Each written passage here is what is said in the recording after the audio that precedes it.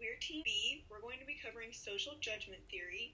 After you go through our PowerPoint, feel like you've learned everything, we have a little worksheet at the end we would like you to complete. That's going to be attached separately, not to the YouTube video, so you'll find that in a separate document, but we'd just like you to fill that out and you can turn that in. But other than that, we'll go ahead and get started.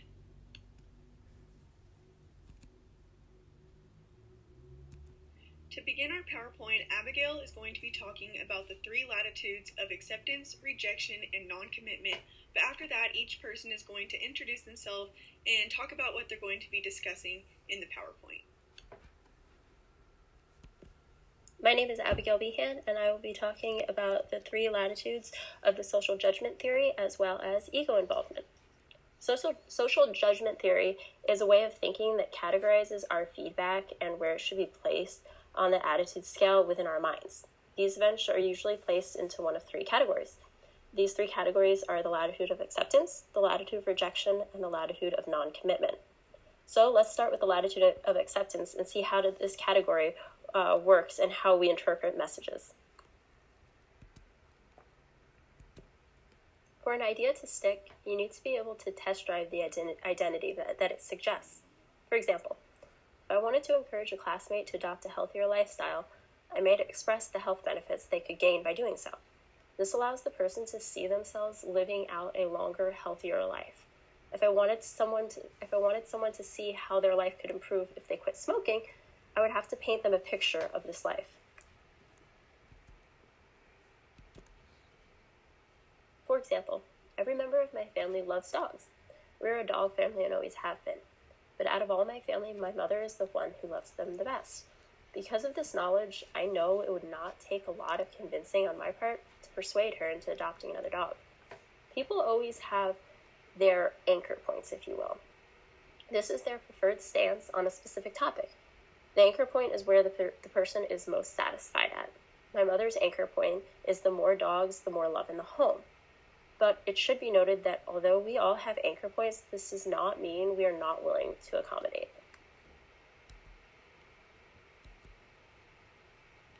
A great example of the latitude of non-commitment would be a study I read about a few years ago. Participants that took part in the study saw a message concerning a presidential election. The communication briefly listed the claims of the 2 major parties on various campaign issues, but did not take sides or draw clear conclusions.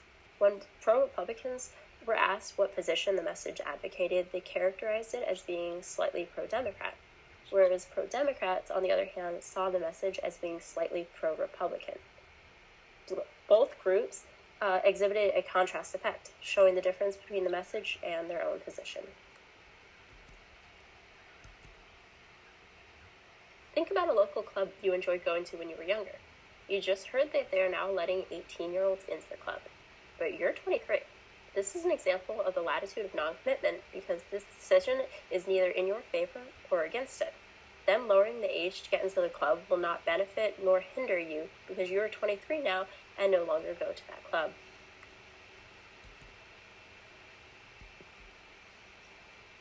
When new information is put into this zone, the receiver essentially stops listening to it, or even worse, responds in an extremely negative and argumentative way. The last thing an effective persuader wants is a listener who is turned off or angry. Thus, direct attacks are often doomed to failure according to this theory.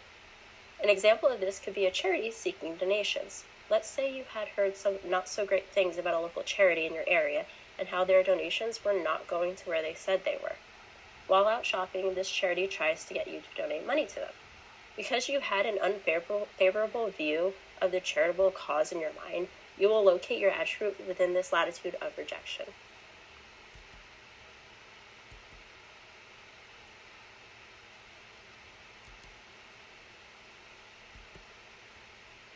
Ego involvement is the importance of an issue to a person's life, often demonstrated by membership in a group or with a known stand.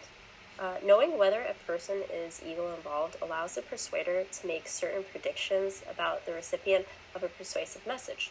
People may become ego involved when they are persuaded with a topic that they hold a valued belief towards. A highly ego involved person will have a greater latitude of rejection with a smaller latitude of acceptance and non-commitment. For example, Let's say a woman wins a smart car, but the woman can't decide whether or not she wants the car.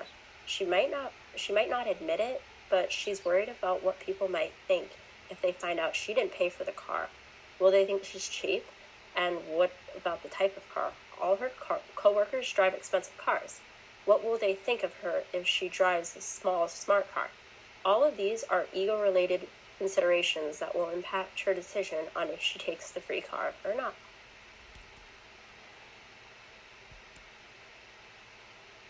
My name is Maren Burkhart, and I covered judging the message and discrepancy and attitude change.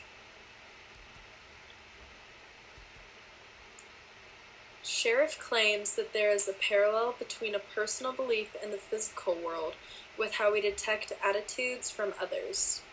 Sheriff shows how if someone is really hot on a topic or idea, then a message that might be warm will come across cold to the receiver. This perfectly helps illustrate the idea of social judgment involvement. Social judgment involvement shows the link between personal involvement and perception. That same idea of being hot for an idea and hearing a message that isn't as strong toward their idea comes across as cold and shows contrast.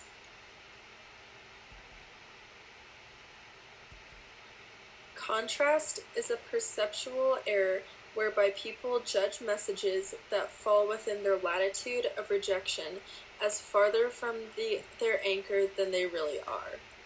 People who are really hot for a topic have a large latitude for rejection, making it difficult to persuade them. Contrast is a perceptual disorientation that leads to polarizing ideas. Assimilation is actually the opposite error of judgment. It is a perceptual error whereby people judge messages that fall with their latitude of acceptance as less than discrepant from their anchor than they really are.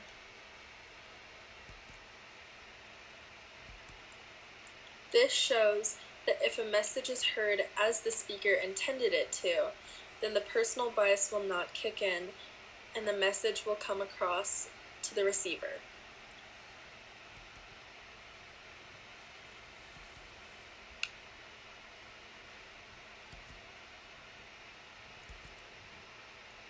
The first stage of attitude change is when you judge how close or far a message is from your own beliefs.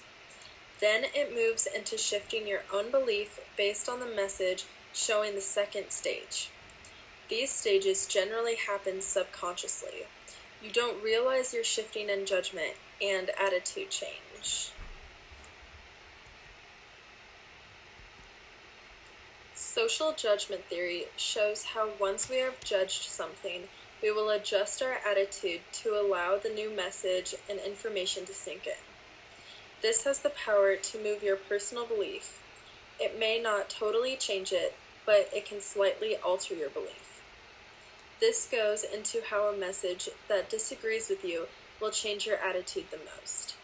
It also shows that when people are trying to alter your beliefs, you will change your attitude more and push you farther from acceptance. This shows the boomerang effect.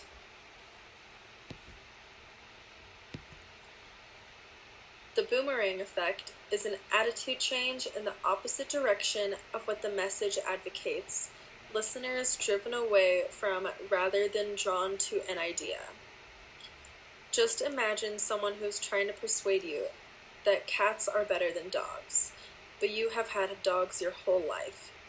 This message will be pushed farther into your latitude of rejection rather than persuade you that cats are actually better than dogs.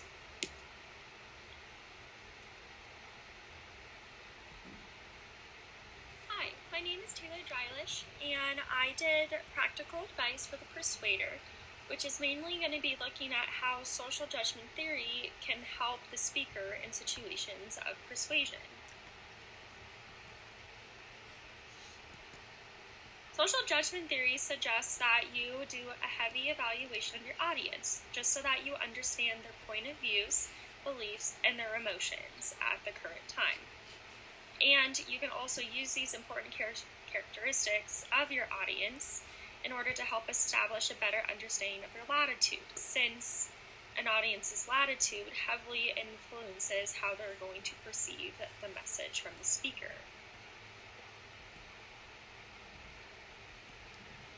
There are two common forms of latitudes in the social judgment theory that can be applied to persuasion. One of them is commitment, which means that the positions which are on acceptable terms. And then there's non-commitment, which means that the positions are more in a neutral state. So they're not really fully accepted or rejected by the audience. All individuals can have a wide range or a narrow range of any of these forms, depending on the subject. So a really important point that the speaker should do is trying to construct their messages in order to help appeal to the receiver's latitude range. If their audience has a wide range, they are going to be more open to messages and new viewpoints. So the speaker will not have to work as hard when it comes to trying to grab their attention, and they can make their speech more casual. However, if they have a narrow range, they are going to be hard to persuade, and they are going to hold pretty strongly to their current viewpoints. So the speaker should try to do more risky and bold statements in order to grab their attention. So a couple little extra facts for non-commitment. It actually gives a speaker an advantage since their audience is at a neutral point, so they can be persuaded to however the speaker wants their messages to be heard. And another thing that social judgment theory talked about is reference groups, which is basically groups that society members identify with. And this has a heavy relation to their state of latitude. Persuasion is overall a pretty big process, just because it requires some sort of level of an interpersonal bond. If an individual is hearing a message that is coming from one of their reference groups or somebody that they currently have a strong relationship with, they are going to be more willing to have an open mind and listen to them and possibly change their views. So if the speaker can somehow establish a little form of an interpersonal relationship with their audience, they will have an easier time when it comes to persuading them. Alright, my name is Allie, and I'm going to be covering the section on attitudes on sleep, booze, and money, and the evidence supporting social judgment theory. So a couple of things were tested to see if social judgment theory actually worked, and those things were sufficient sleep, alcohol consumption, and asking for money. So diving into sufficient sleep, two psychologists named Stephen Bachner and Chester Insko conducted a study on college kids to see how much sleep they thought a person should get. What they found was that the students would believe that people could do with less than 8 hours of sleep until the number got so low that it sounded ridiculous. Like some students were told that people didn't need any sleep at all, and obviously they didn't believe that. They also found that if a reputable scholar was the one who was telling them, the students were more likely to believe that humans could live off of significantly less sleep than 8 hours.